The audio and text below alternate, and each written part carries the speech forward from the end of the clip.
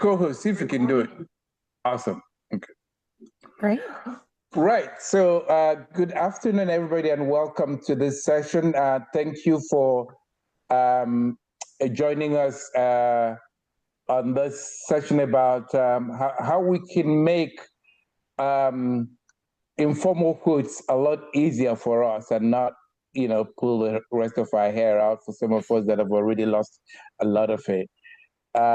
We're very grateful to Anne and Pavilion for taking the time to do this for us. And we are also very grateful to Janine from SoCal, Orange County, that has agreed to be a living testimony to some of the stuff that they've been able to do with this.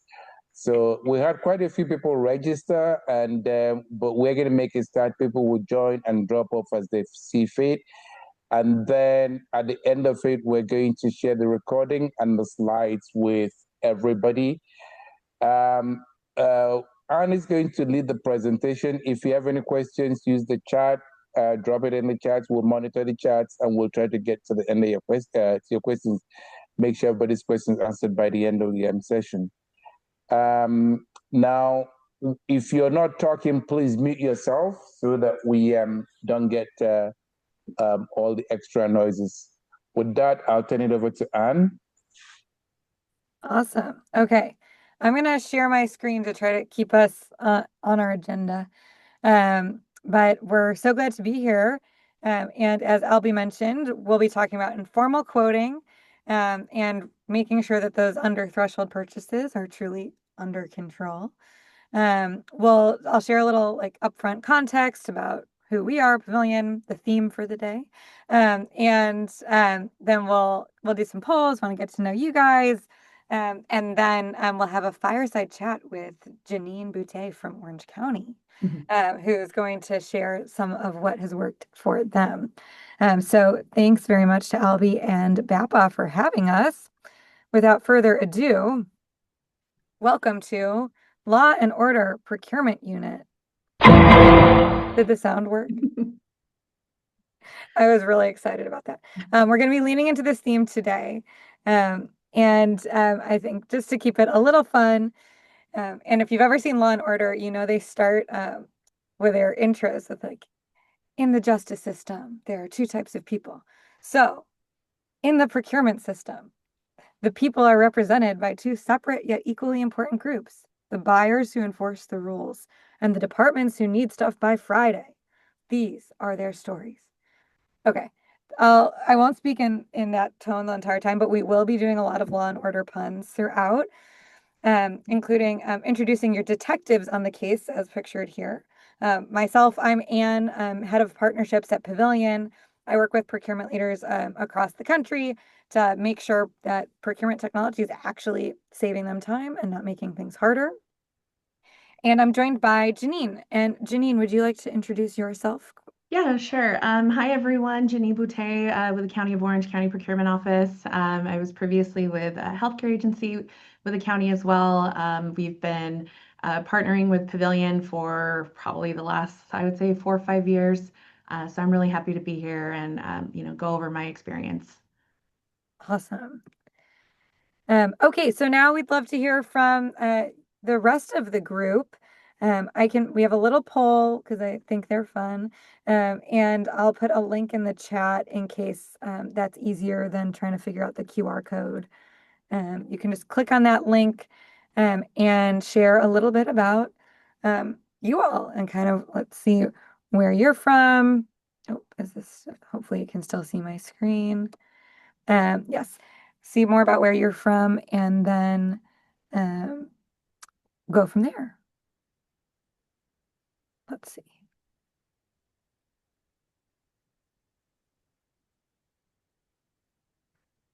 Okay, so we've got the Open Space District, Wesco, HCA, Janine's former team. No.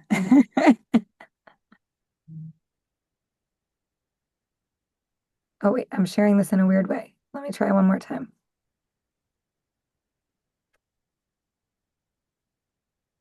Okay, there's everybody popping in. We've got Orange County showing up, Buena Park, Gilroy, We've got OCA, not to be confused with HCA. Shout out San Francisco.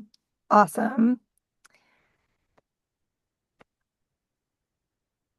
And then when we move on to the next one, you should be able to tell us a little bit about your kind of quoting work today.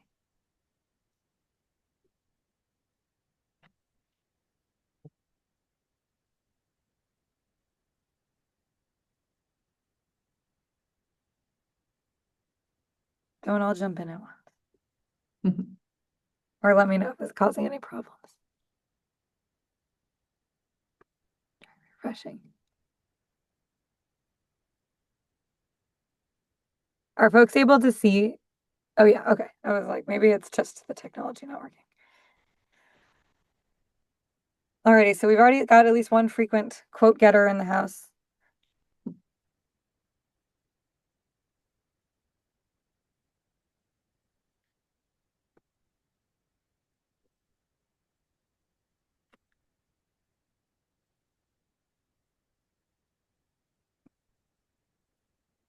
I lost everybody on the last question.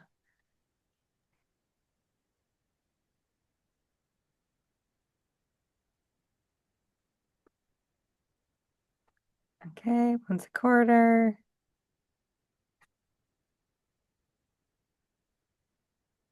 Maybe some folks are eating lunch and don't want to fill out a poll, which is also fine too.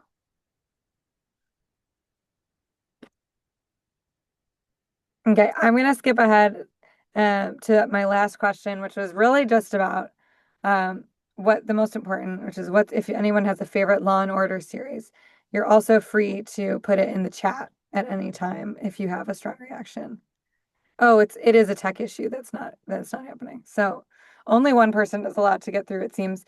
But anyone else can share in the chat if you get quotes frequently and if you have a favorite Law and Order show. Or if maybe today our procurement themed Law and Order show will be your favorite. SVU is winning so far. We've got some fans of the original. Love it. Oh my goodness, David, you get 10 to 20 quotes a day. Okay, we want to help you out. That's a lot. Okay, great. Well, feel free to keep engaging in the chat as we go. I'm going to move back to the slides since it seems, and apologies that I think my poll skills didn't translate here. The good news is that's not my top job. The rest of my job is explaining what Pavilion is, and I should be better at that. The headline here, if you haven't heard of us before, although I recognize a lot of people on the call, so I think you do know, we are a free tool that is available to all of you to start using immediately today. Many of you know us as a great place to find vendors with cooperative contracts, and we've expanded over the last year to help you also get requisition-ready quotes for any purchase, big or small. We've expanded our database of vendors, so you now have over 300,000 vendors at your disposal that have a track record of working with the public sector, all in one kind of easy, searchable place. We help you get more information from them. We'll track them down. We'll make sure that they're getting you responses and help you document that so it's ready to go. But as we've been on this journey of getting into informal quoting beyond just cooperative. Oh, excellent point, Kimberly. We are also known for our stickers. And if you don't have one yet, I'll give you a tip on how you can get them at the end. And as we've been starting to work more with agencies about like how can we make informal quoting easier, we have heard a lot of the common challenges that you run into. And when Janine and I were prepping this, she said, oh yeah, I think everyone in my department is in some stage of dealing with one of these problems right now. And so I'll be curious to hear if any of these resonate with the group here too. So I think first off, I'd say the most common one, and we do have a sticker that literally is pictured here that we can share with folks that says stop the sole source requests, because we've heard a lot about the challenges when departments only believe there is one vendor out there, feels like they haven't done enough due diligence to actually back that up, and really needing to make sure that there truly is competition and really vetting the market research to make sure that you're not getting, into sticky situations with sole source overuse. Is this come up for anyone in the group here? You can put in the chat, so are you getting too many sole source requests? We got an absolutely. Janine's thumbing up. Another yes from Sarah. Okay, great. So now, first thing is you're not alone, which is a great thing to be. The other thing we've heard a lot about is vendor non-responsiveness. So you send out this request, you post it somewhere, you wait, you follow up, you wait more, the deadline you gave passes, and you don't have enough quotes, or you didn't get as many as you'd hoped. And you have to kind of just move forward with whoever did decide to respond. This is a reason that we've also heard folks can often end up turning to cooperatives after they've tried to do informal quoting. But we'll also talk about some other tactics around this. Has this been an issue for anyone in this group, not getting enough vendor responses when you're trying to get quotes? Kimberly is a yes. David too. Big yeses on this one. Sometimes for others. Gosh, David, if you're doing this 10 to 20 times a day and the vendors aren't responding, I can feel your pain right now. But and again, you're not alone. And then the last one that we hear a lot about, you have to go with the ones that respond. And I think it's helpful to know who is responsive when you're thinking about it. But the last one that we hear a lot, especially if you have rules around aggregate spend, is, you're like, yep, you tell a department, yeah, go out for quotes, it's under threshold. But then the vendors actually come back and we realize that the pricing for what you need to purchase is way higher than expected. And now you're suddenly over, and now it's a whole different process. And we know end users get really thrown off by this. They're like, wait, I did all this work and I have to start over again? Like, what's going on? You mean I have to run a whole RFP now? There must be another way. I think this is also where, we hear agencies pull up co-op contracts as a back pocket option. But there's not always available. And then you're stuck running a solicitation after having done a lot of work. Has this happened to anybody here recently?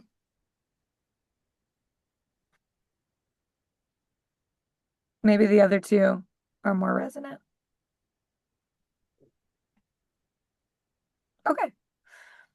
So let's talk a little bit about not just the problems, but also what is working for other folks.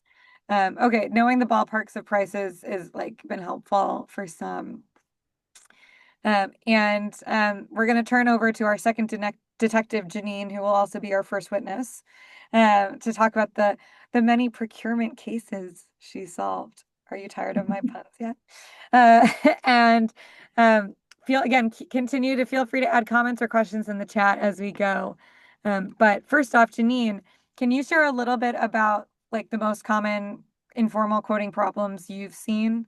And maybe some of those are maybe different. Yeah. So I think for us, the biggest challenge has been trying to find enough of a variety of vendors. A lot of our end user departments historically have done business with one particular vendor, and sometimes we deal with end users who are kind of in the mindset of nothing's broken, we don't have to fix it, right? Or they are just so used to working with the same supplier, and maybe hesitant or not really willing to branch out from that because of whatever reservations they may have about it, right?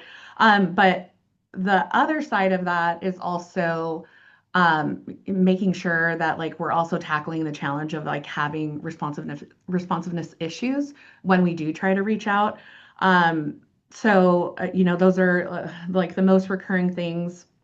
And then on other times we do get end users who they are excited about working with a new vendor that they've kind of, been self-sufficient in doing some research on, and they're really excited to move forward, but haven't really taken in the procurement process into consideration and what some of those thresholds would be for us to, keep it within the informal quoting process, or hey, this is just like they totally missed the mark with what, they're quoting for what is being requested, and it's pushing us into a formal solicitation mode. So those are kind of like the most recurring things that we come across. Yeah, that makes a ton of sense. And I think it's super interesting, like two sides of the same coin. I Mhm. think, like the lack of variety can cause it in both directions there. Mhm.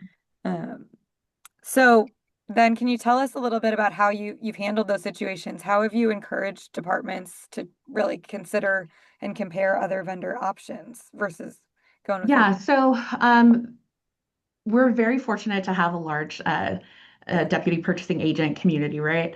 Operating through the county. But one of the, challenges with having a big team like that is that we want to make sure that everybody is like fully up to date and aware of different like market research practices, that we're constantly putting out communications with updates with regards to our regional cooperative agreements that we've put in place, or if there's any new changes in terms of like regulation or procedural updates. So just making sure that our staff is, really trained up and ready to go in that aspect. The other side of that is also wanting to make sure that we're leveraging all of our resources and using tools that we already have in place to be able to conduct the research and provide these vendor options to our end users, so that we kind of move away from this sort of like, let's just go with the same one we've always gone with, or, kind of breaking away from those like usual suspects. Especially because as we, kind of look at what other vendors are out there, or what other vendor options are out there, and the things that they're bringing to the table, there's a lot of opportunity, I think, for innovation in some of those spaces too, which would just, down the line, ideally create efficiencies for a lot of our end users as well. In the past, I'll speak for myself. I used to just try to like run a quick Google search, and see what came up. And, if we're comparing it to how Google works in like our personal lives, right? Like sometimes you get a hit and it's immediately what you're looking for. And sometimes it's just like way too niche of a thing that you're trying to find. And it's really hit or miss, and it can be frustrating. And, you spend so much time trying to find these different avenues in which you can kind of pull the information that you need. So being able to like utilize a Pavilion tool, like we know that there's so many different entities and like neighboring agencies that have their information on there. So, even if it's, kind of worst case scenario, we're not able to get the quote through what we found, we're still able to kind of conduct all of that research in one space versus having to kind of like, I'm bouncing back and forth through different avenues, like trying to find what it is that we need. Yeah. And I think that it makes a lot of sense. It sounds like it's a bit of a mix of like, because you have a big purchasing team, making sure all of the people in purchasing know how to do research to support end users and having those quotes readily and vendor options readily accessible, but also training some of those end users to kind Yeah, 100%. Like wanting to empower them, and to be, self-sufficient as well, because I think a lot of times, like, and I'm sure it's not just an us thing or a me thing, right? Like sometimes we just get brought into the conversation like way too late in the game, right? Like they've already met with a supplier, or they're already, kind of going through mock-ups of whatever it is for this like project or idea that they've gotten. And by the time they bring us in, now we're having to be like, hey, let's slow down, like let's really take a look at this. But also wanting them to, have the access to those same tools that we're using, so that they can also conduct that research on their own, and get a better idea of what's out there. So we have done, smaller end user trainings, like with some of the different departments and agencies that we've had, to kind of walk them through, and whether it's like in a larger training format, or even just kind of in like one-on-one sessions, kind of walking them through like our process, what we're using, how we're running that search. And also, just trying to establish that kind of like ongoing like point of communication with them, so that they know that any question that they have, like no matter how big or small it is, that they can just run that by us. And it just kind of leads into us being able to kind of establish that relationship with them. And so there's that trust, and we can, provide that guidance knowing that they'll kind of take that and run with it. Yeah, I think that's a super interesting point too, because I think sometimes we talk with procurement teams who are nervous about the idea of like, how far do we empower our Mhm. departments? Like, do we actually want to give them the tools we use? And I think what we've learned from working with you and other agencies is actually it's kind of like the inverse thing happens where like the more you like give them tools and resources, the more they want to engage with Mhm. you because they're like, oh, you made my life easier on this thing. I wonder if you could help me with this other thing. Yeah. Yeah, and we've totally seen that. Like when I was at my previous department, with some of our kind of like public health end users, we had kind of taken them through like, oh hey, if there's a particular piece of equipment that we're looking for the lab, like, you can run your search in here. This is going to link us to what different counties or even different like city health departments are doing, and being able to leverage what's already existing, even just like getting for the quoting pieces, right?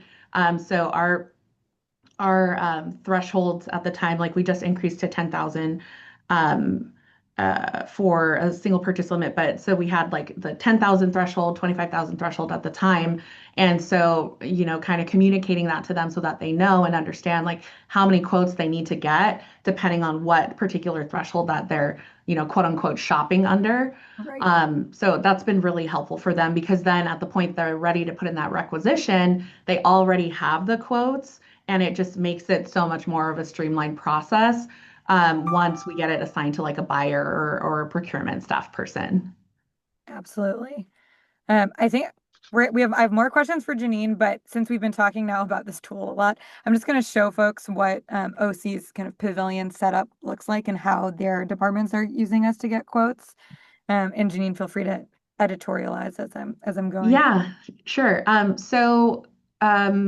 We'll come to this specific landing page, right? And we can identify whether we're looking for a particular vendor or a particular product or service. If we're looking for a vendor, we'll put that. If we're looking for a product or service, we'll do that.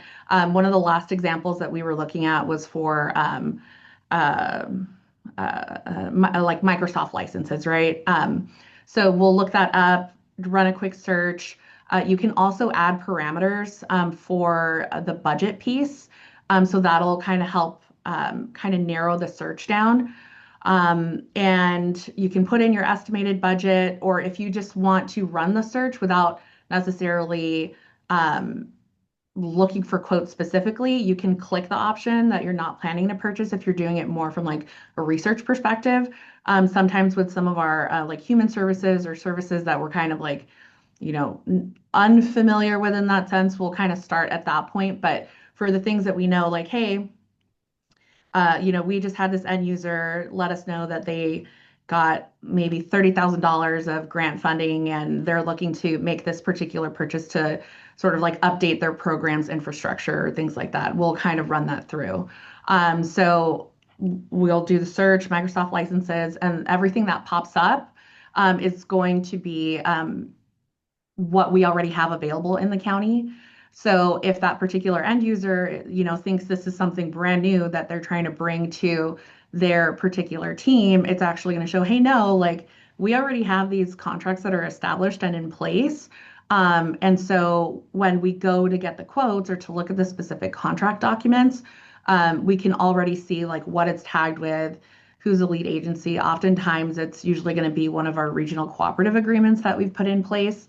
And that allows us to kind of segue into that purchase a lot quicker than if we were needing to like grab a quote and then establish like a full contract for it.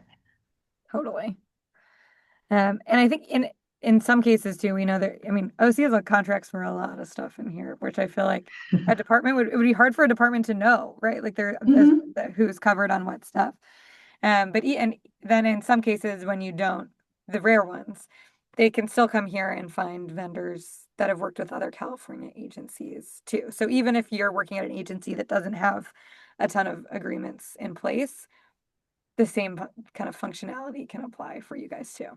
Yeah, and you guys can actually like the same way that she like checked to add a particular vendor to an email list, like you don't have to email everyone, right? That pops up. Yeah. If there's ones that vendors in particular that you were already kind of looking for, or there's ones that already have competitive pricing and you want to focus on those, like you can send those quotes. And then when you do like move on to the next phase to do the email for the vendors, it's kind of like a template generated email that'll go out to them. You can, I believe you can kind of customize the body a little bit as well too. But it'll directly send the email out for that quote request or just to establish that point of contact with the vendor that you're looking for. So it's really helpful to have it all kind of consolidated through the Pavilion platform. That's awesome. And yes, this is something I also used to work in local government in Kansas City where I had to get quotes as an end user. And I'm like, this is the part that I'm always like, I wish I had this. Because it's like you get the quotes and then procurement would ask me like, okay, like where's the proof of all the communication? I was like, wait, what? I have to go digging through my Outlook. Yeah. And so I think this is kind of the final piece where it's like keeping it all recorded in one place, and both landing in your email and keeping track here. Anything to add here, Janine? I don't know. Um, No, I mean, like it's a really helpful feature, especially like I think you hit the nail on the head, right? With saying like having to go back and kind of like dig through emails. Like I have like 1,200 unread emails in my inbox. Oh my God. Right? So like to have to go through and kind of like dig everything is a little crazy sometimes.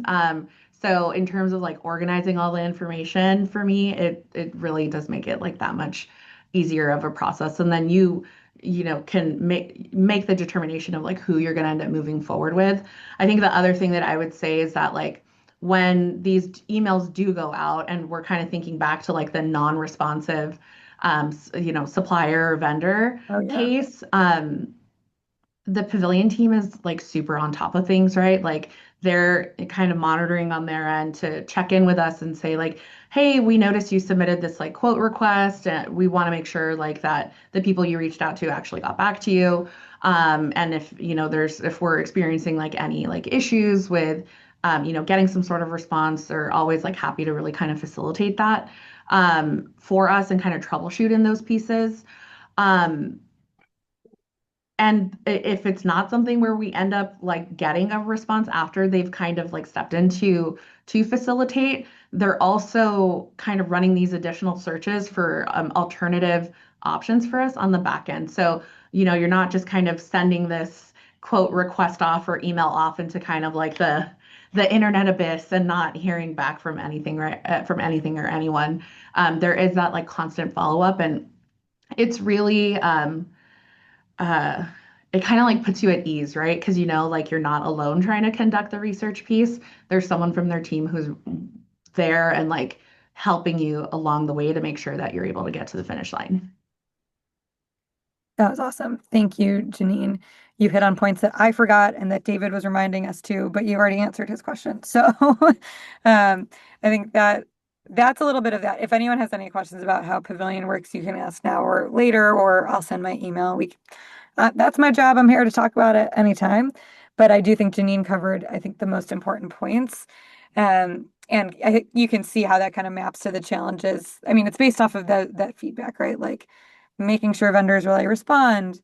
We also prioritize if we hear from you that vendors are consistently not responding, we will downrank them in the results. So make sure that you're getting in touch with the most responsive vendors consistently first. Making sure that, the thresholds are built in and that it's by category. So we know the second somebody starts like touching above the budget, we'll reroute them to making sure they're looking at co-ops. And of course, with 300,000 vendors here, I think it's a lot harder to be like, there's really only one ever possible that could do Yeah. that. Sometimes it is true. Sometimes it exists. But I think we found this is a helpful way of, like the city of Burbank actually said, this is now the workflow is like if someone submits a sole source request, they have to search here to prove it to us that there's no one else that can do it. Just because it is a lot, a lot of vendor options. Yeah. So on this note, Can you talk about sole source requests, Janine?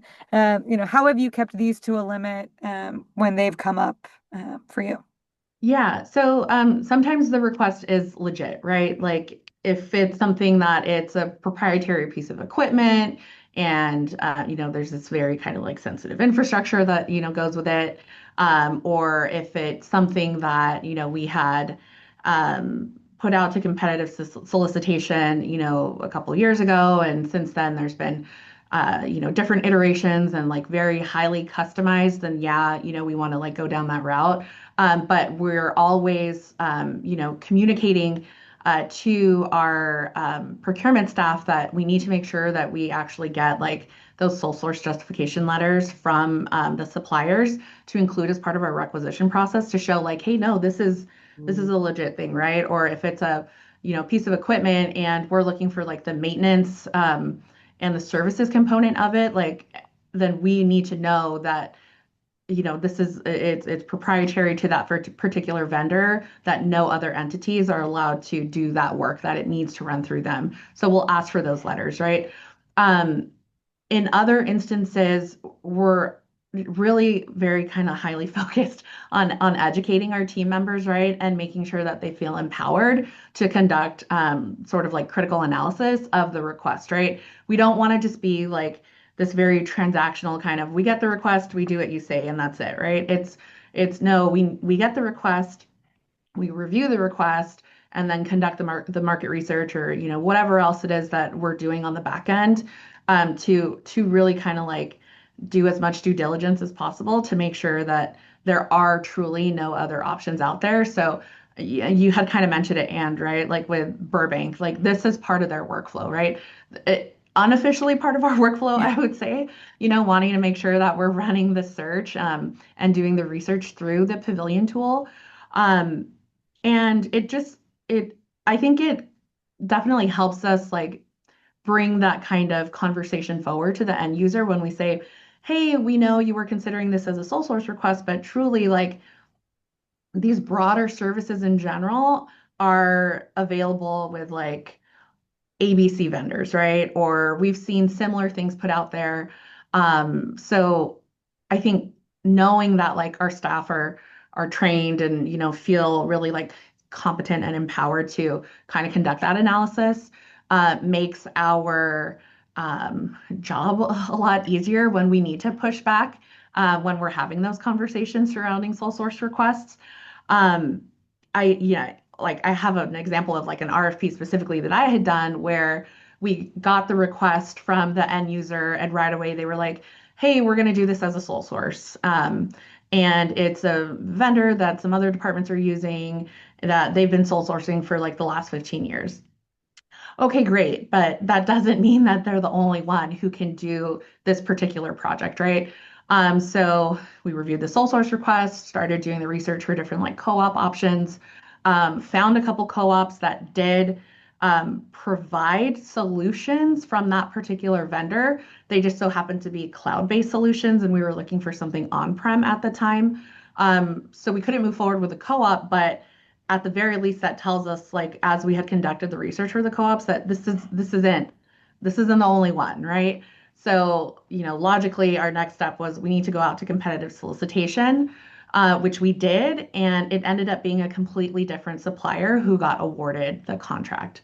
Wow. So, and I think it was a very eye-opening experience for the end user, also for the different subject matter experts that we had on the panel, right? Because they're able to see like, hey, this is really what's out there, right? Or even if we were going to kind of say like, hey, at the very least, we're going through this process to get the information to inform how we put the solicitation together.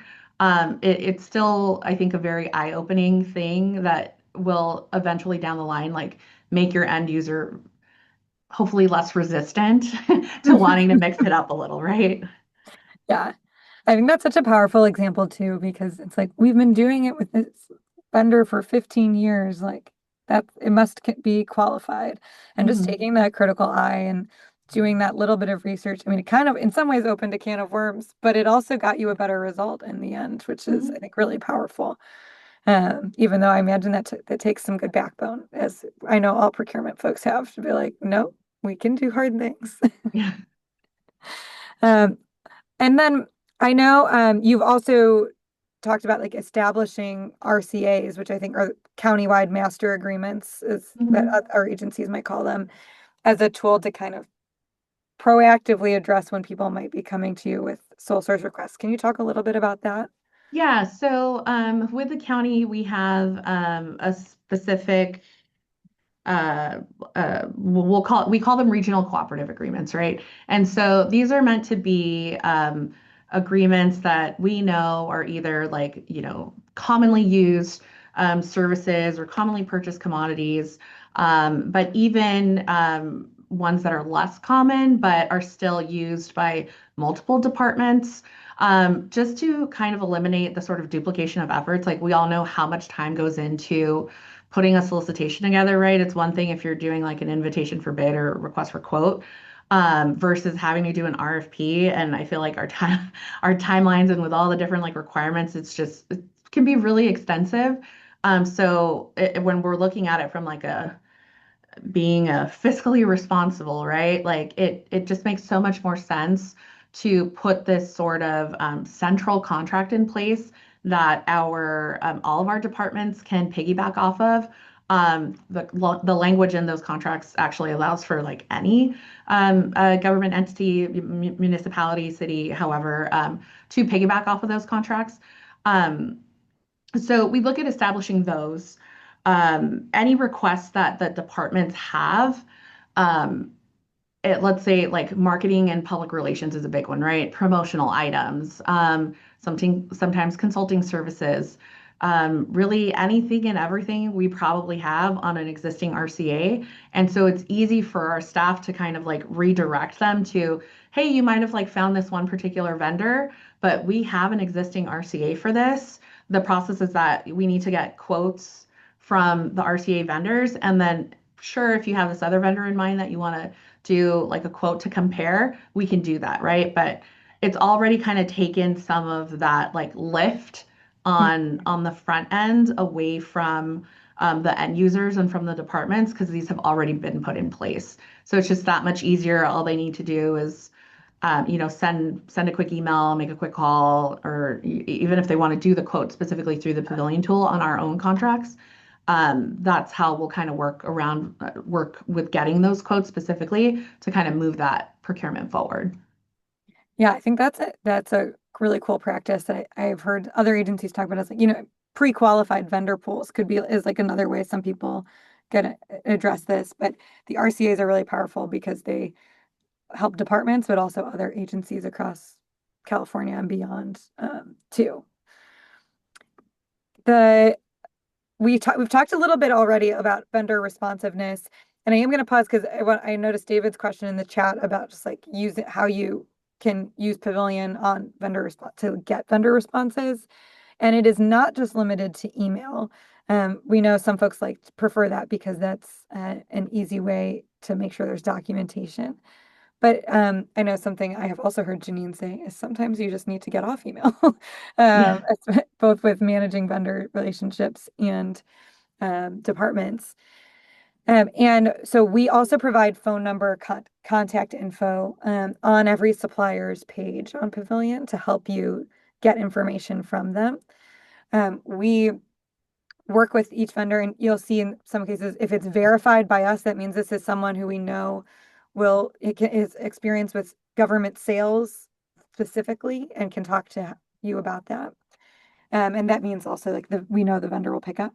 There's other cases where we've done our best to identify it. We'll help connect, and we'll again do the follow-up and additional research if you're not hearing back from them.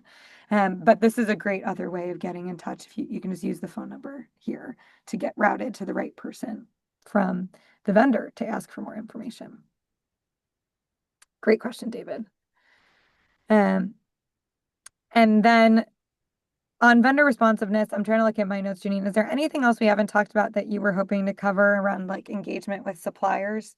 Yeah, so we really try to kind of like up the ante with like how much follow-up that we do with suppliers. So whether or not they've been responsive to like a quote request, or even if we're looking at some of the solicitations that we put out in our bidding system and We are always looking at like the vendor analytics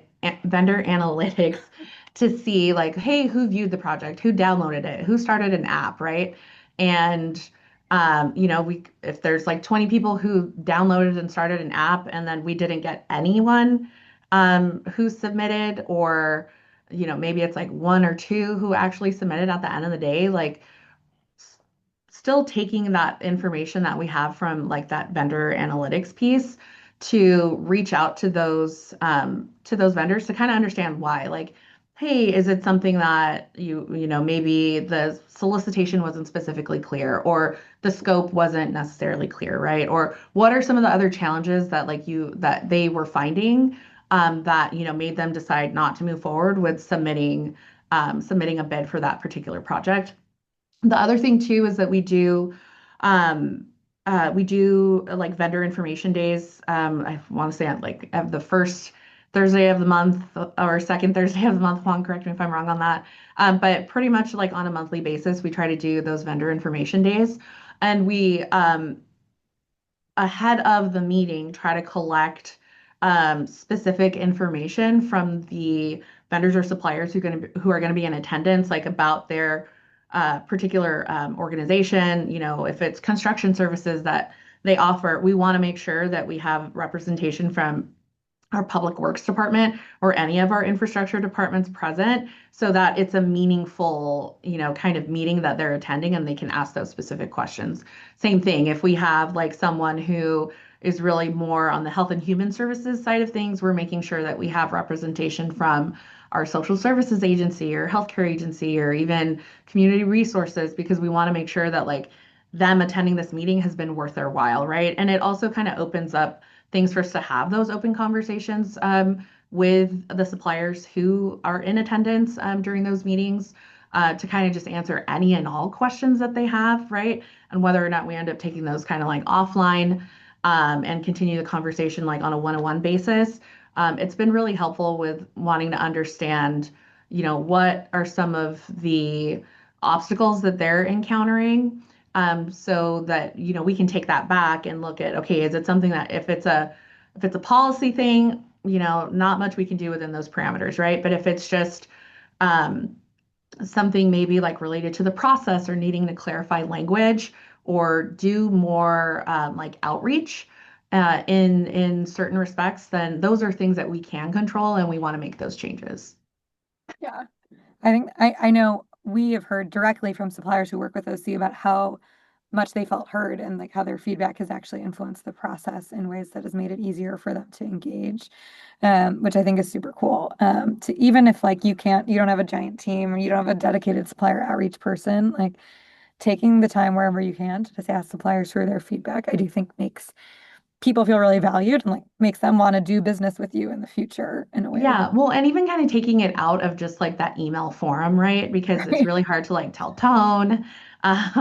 So, just jumping on a quick call, like, oftentimes some of us will, if we get a random kind of request that comes from our end users, and it sounds like something, one of our existing contractors or suppliers can provide, like, we'll just jump on a quick phone call and kind of ask that question. The worst they can say is, hey, no, I can't do this.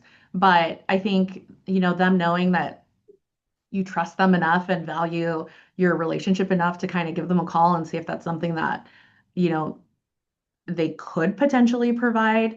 It kind of, adds to that piece of a valued partnership. Yeah, I think that's really awesome. Well, those were kind of my teed up questions for Janine.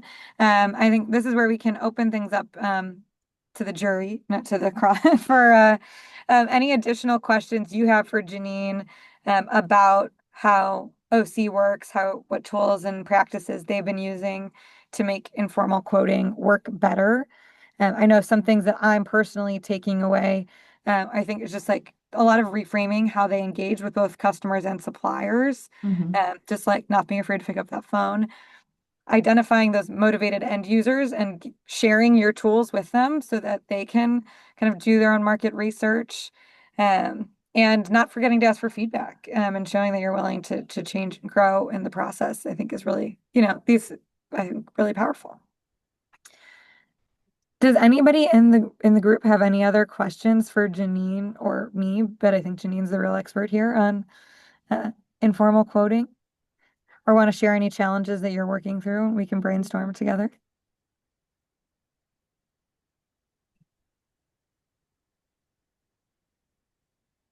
If not, I'll keep asking questions. You'll keep hearing me speak. You guys were so good that you covered everything.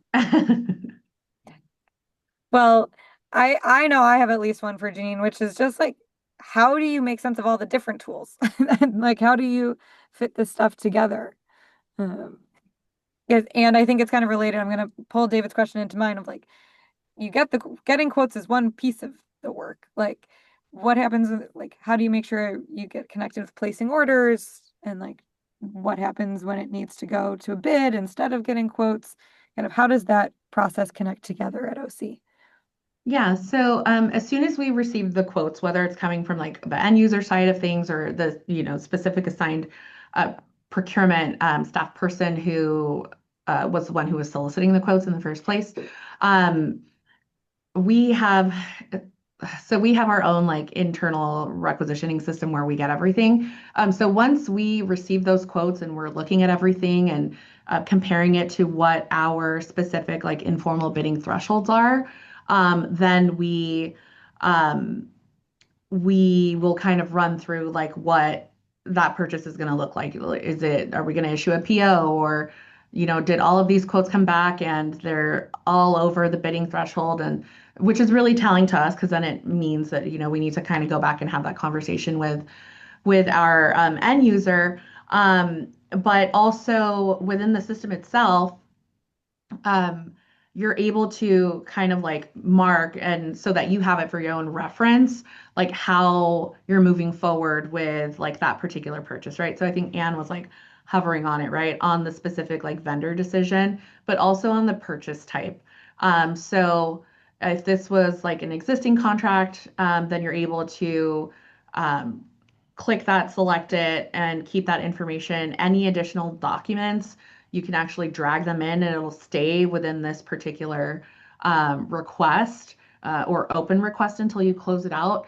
From like the organizing perspective, again, it makes it super easy because you can take all of that info, we pull it into as like the attachments to our requisition to show that we've like done the work, and then whether or not that looks like, hey, we're just issuing a PO, or hey, this is something that we're purchasing by credit card, at least we've got the quotes for it. We're moving forward with making that purchase. Or if it ends up being over threshold, we've got kind of that like evidence, right? To stay on brand with today's theme, nice. We've got that evidence to take it back to the end user, and now like we need to reframe the conversation that we're going to have with them about, hey, we need to start looking at like a formal solicitation for this. Yeah. And I did a poor job of setting it up here, but this checklist is basically something that Janine and her team set up so that when people get to this stage, depending on the specific details of the purchase, like she was saying, it'll say, okay, it's time to go to this system versus this one, or those kind of things, if there's different steps to take from here. Awesome. Well, I haven't seen more questions come in. So I am going to revisit something that Kimberly said earlier in the chat, which is just talking about Pavilion stickers, very critical best practices for any procurement person. And if you are curious about what it looks like to message a vendor to collect a quote using Pavilion, you can reach out to the Pavilion Sticker Company. If you search for this, it is not a real company. It is still just going to come to Pavilion. You can search for them and you can email this vendor. And when you email us, you can see what it all looks like. You can type in your different message, all of this. You can see how it works. You can preview the message. And when you hit send, you'll get a form asking you for your address so that we can send you some fun procurement themed stickers in the mail. And you can get a sense of what Kimberly was talking about earlier.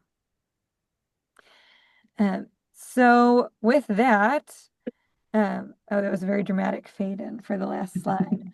But I put my email in the chat, and if you have questions for Janine, I can connect you with her as well. If you have any questions in follow-up to today about how to use Pavilion, or just like challenges you're working through with your quoting process, that would be helpful to brainstorm. I'll volunteer Albie too. I'm sure he'd be down to chat with you. But would love to hear from you, and really appreciate you all joining today. Hopefully this was, we didn't kill you with the Law and Order puns too much. And before that, I just had a quick, hey, David, can you come off mute? Thank you for all your wonderful questions. As a supplier, can you just kind of talk to us about what you heard and how that you think that will impact how you work with public agencies? Called out.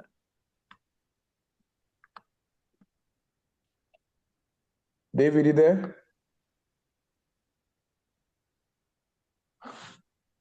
Am I on mute? You're not, but maybe David is. Okay. Maybe it dropped up. No, he's still there. It's okay. Okay. Well, we're curious for your feedback at any time, David. Okay. All right. Well, I'd love to chat with you. I'll give you a call because I'd like to see what you think from the supply point of view, how this impacts you.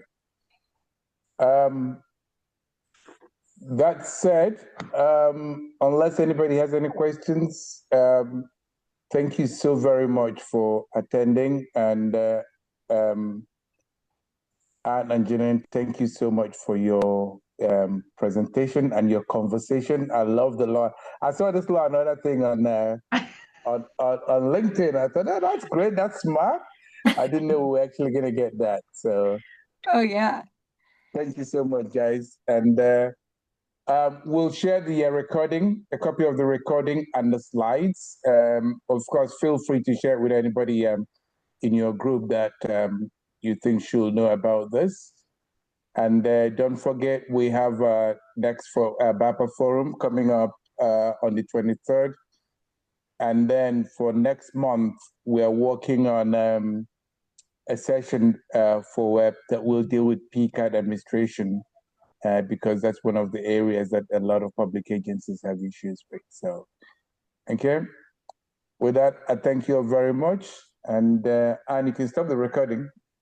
Oh yes, I forgot that I was in charge of the recording today. Yep. Thanks, everybody.